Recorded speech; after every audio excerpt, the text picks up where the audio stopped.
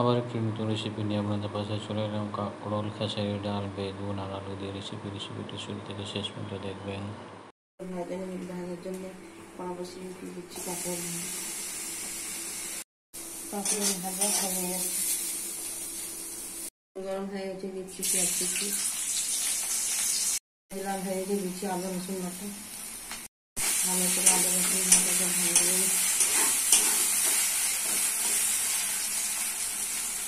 রসুন লাল হয়ে গেছে।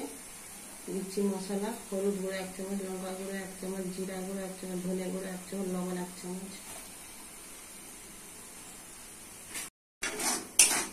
মশলা ভালো করে কষে নিতে হবে। মশলা কষা হয়ে গেছে, দিচ্ছি খেসারি ডাল, মশলা দিয়ে ভালো করে কষে নিতে হবে। খেসারি ডাল কষা হয়ে গেছে, দিচ্ছি বেগুন, ভালো করে কষে নিতে হবে। ছোলার ডাল আলু বেগুন কষা হয়ে গেছে, দিয়ে দিচ্ছি কাঁকরোল, ভালো করে কষে নিতে হবে।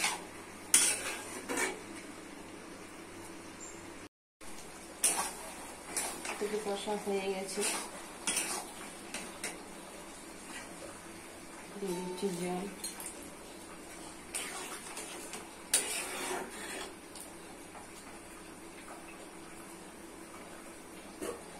হয়ে গেলে নাম করে দেখাচ্ছি। রেসিপিটি রেডি হয়ে গেছে। কত সুন্দর, কত টেস্টি। বাড়িতে করে খাবেন, পরিমাণ করে খাবেন, সাবস্ক্রাইব করবেন, সঙ্গে থাকবেন, পাশে থাকবেন।